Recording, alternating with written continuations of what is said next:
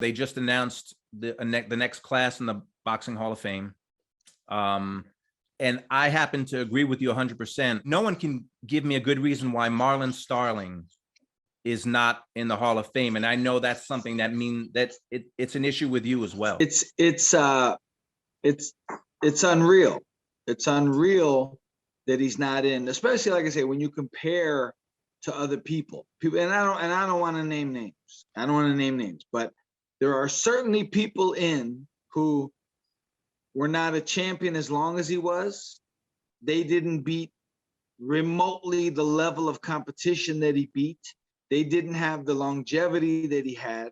So many different aspects. He, I could, if we had to go on TV on a debate, I could go head to head with anyone on the voting committee on the planet Earth and lay it out for him and go, really, you got that guy and that guy and that guy, but not Marlon Starling, not Michael Nunn. Come on, it's insane.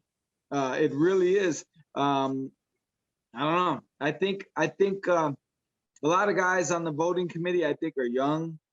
I think they're, no offense, but I think they're just fans. They're just strictly fans, and they're not versatile fans. They're fans of the last 15 years, maybe.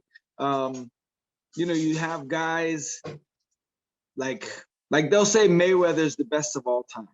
Guys that are on the committee, guys that are in charge of voting the greats in, they'll say Mayweather's the greatest of all time. Yet, not only they don't know who Henry Armstrong is. Like, it's not like they think Floyd's better.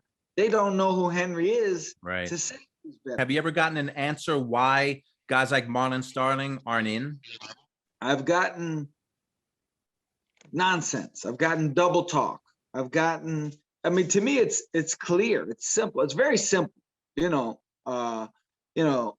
If my car is white and I tell you to go pick it up for me, it's white. I'm not going to say pick up the green car. I'm going to say pick up the white car. Some things just are. And, so they give me reasons why Marlon isn't in. And I'm going, doesn't make sense. Like, not when this and that guy are in already, And then part of it is they want people who draw, people to Canastota. It's a shame that people don't remember him or know who he is, because I remember him growing up, and he lost a couple of close decisions to Donald Curry when Donald Curry was at the height of his game. And like you said, for him to beat Breland the way he did when no one picked him to. And he's in trouble right now. He is being caught. He has been hit with power punches, about 6, and he's hurt. And there it is. He is down with 2 minutes. Starling wins it.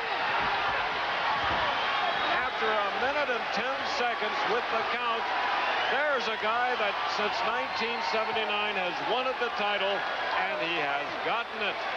Even jumping up to 160 and giving Michael Nunn one of the toughest fights he had. It's a shame that more people don't remember him for what he did. Not just that. Here is the impressive thing to me. Beating Breland was titanic at the time. Like, nobody thought Mark Breland was ever going to lose at that time. Now, but here's the thing. Marlon did something many, many times that guys today will never do, will never dare do. And that, as a contender, he risked his top 10 ranking repeatedly fighting in non-title fights. And when I say non-title, I mean non-world title. They were for NABF and USBA titles. But, he fought Tommy Ayers when Tommy Ayers was undefeated. He fought Jose Barrett when Jose Barrett was undefeated, I think, with all knockouts. He fought Kevin Howard. He fought Floyd Mayweather Sr. twice. He fought all these killers and beat them and didn't get the credit. Beating Tommy Ayers back at that time, just so many guys that he beat is unbelievable.